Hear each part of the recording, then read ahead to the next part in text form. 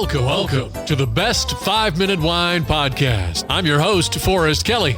From the seed to the glass, wine has a past. Our aim at the Best 5-Minute Wine Podcast is to look for adventure at wineries around the globe. After all, grape minds think alike. Let's start the adventure. Our featured winery is...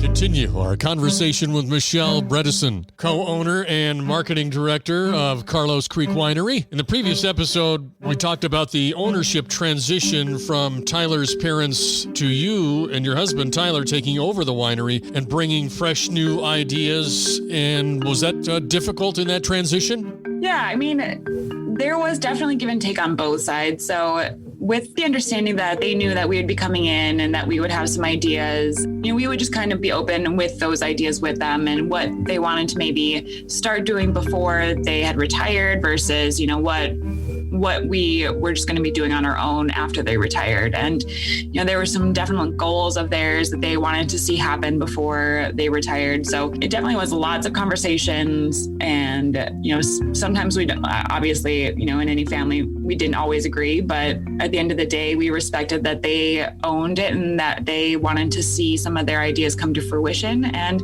they understood that we were going to own it. And if there was an idea that they really wanted to do that we really didn't want them to do, they were really understanding of that too. So it was definitely a lot of give and take, and it all worked out really well. Are they still active in the day-to-day operations? Yeah, so they do some things here and there. Kim, Tyler's dad, was primarily our outdoor vineyard maintenance guy, liked to mow lawns. So he'll continue on mowing lawns this summer.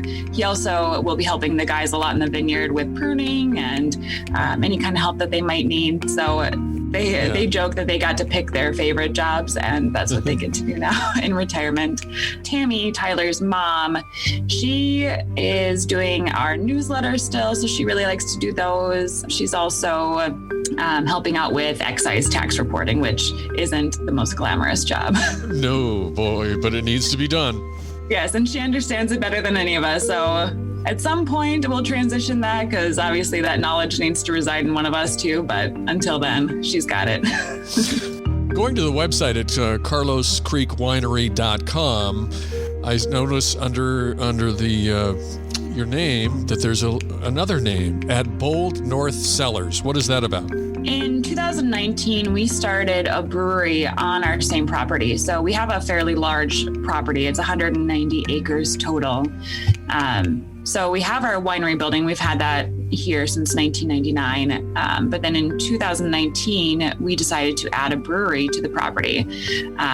So when that happened, then we had the brewery name, which is 22 Northman Brewing Company. We've got the winery. We also have the event business. So Bold North Cellars, we wanted to name the property so people kind of started getting an understanding that everything's at the same location, but we have different businesses at the same location. So we introduced Bold North Cellars in 2020 as kind of our location name. So at Bold North Cellars, you can go to Carlos Creek Winery, you can go to 22 Northman Brewing Company, you can have your wedding here. We also have Stoke and Sizzle, which is wood fire pizza and a food truck. So we have a lot of different offerings at one location. That's a great option for the visitors who come to the grounds in that they can plan multiple things for the day. In my mind, I have a definition of the word brewery, but let's get the technical term. So definition of a brewery is that you're using grain basically to make a malt product. So that's the brewery side of things. So we make your beers. We specialize in craft lagers, is something that our brewer is very passionate about. They're a little bit more difficult to make than an IPA or a kettle sour.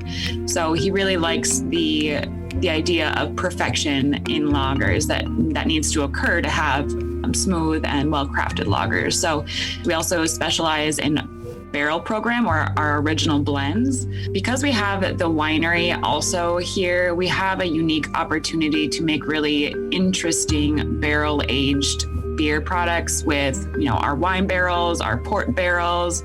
We also do some mixed barrel aging for our wines as far as like using bourbon barrels, and then we can use those bourbon barrels that had wine in it and also use that for the beer side of things. So we get to utilize our barrel program that we were already using in our winery for our brewery as well, which is very different in the brewing world in the way that we choose our barrels and how those barrels get packaged in the end of the day too. Thank you for listening. I'm Forrest Kelly. This episode of the Best 5 Minute Wine Podcast was produced by iHizzle. If you like the show, please tell your friends and pets and subscribe. Until next time, pour the wine and ponder your next adventure. Hi, before you go, we have exciting news. The Best 5 Minute Wine Podcast has teamed with a breakthrough technology and added a new feature on our website that's bound to elevate your podcast experience. Here is where we need your help. Trying to remember something from an episode? Don't worry.